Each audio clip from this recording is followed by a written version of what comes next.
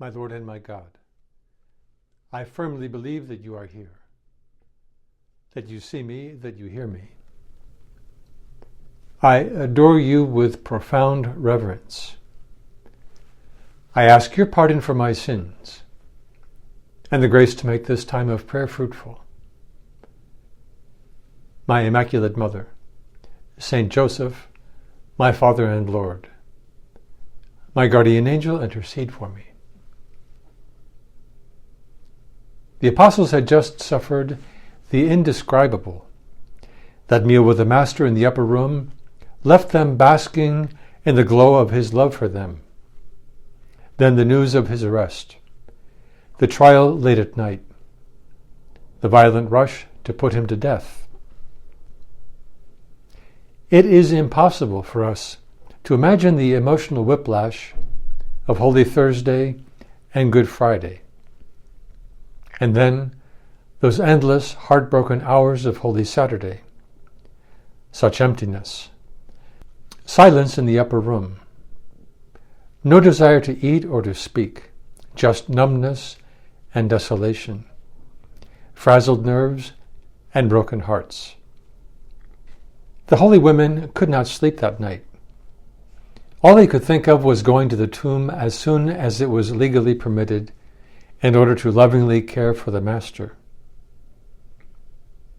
We place ourselves in the upper room, often looking in the direction of Mary, the Mother of Jesus, who strengthens us with her serene and recollected countenance.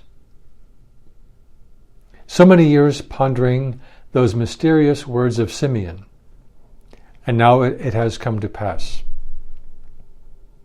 The terrible news of the arrest of her son, the house of the high priest, keeping vigil while awaiting the trial, the passion, and now praying. The prayer of the Blessed Virgin was unceasing. She kept her eyes fixed interiorly on Jesus, and was totally consumed by her ardent desire of once more beholding him whom she loved with such inexpressible love. Finally, early on Sunday morning, the holy women are able to head out to the tomb, powered by that fierce loyalty that is the fruit of their love. They had no idea whatsoever how they were going to get past the guards and roll away the boulder that had been placed at the entrance to the tomb. Those valiant women were truly unstoppable. Suddenly they are transported from the depths of despair to the heights of exhilaration. He is risen as he said. We read in the Gospel, "And behold, there was a great earthquake, for an angel of the Lord descended from heaven and came and rolled back the stone and sat upon it. But the angel said to the women, 'Do not be afraid, for I know that you seek Jesus who was crucified. He is not here, for he has risen as he said. Come, see the place where he lay.' The women rush back into town. Panting heavily, they enter the upper room. Before they can utter a single word, it is obvious to all present that something extraordinary has taken place. The women cannot contain themselves. The tomb is empty. The Master, Jesus, is risen. He is alive. Just imagine the electricity in the air as the sense of the supernatural suddenly fills the room and the heart of each one. More than 20 centuries have passed, and those words still resonate with the same electrifying forcefulness. Jesus Christ, the crucified one, has risen from the dead.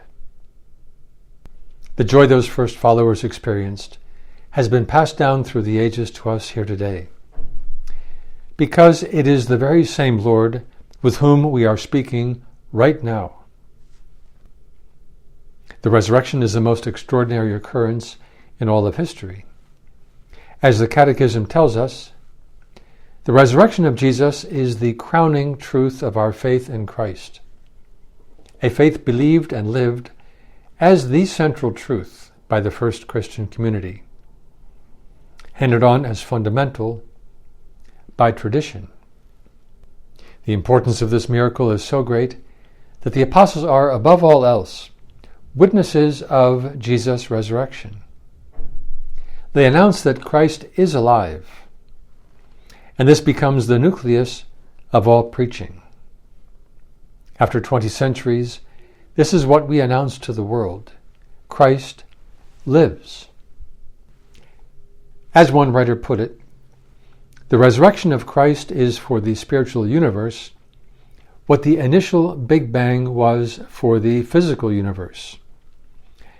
An explosion of such energy and force to imprint on the cosmos an expansion that continues today, billions of years later.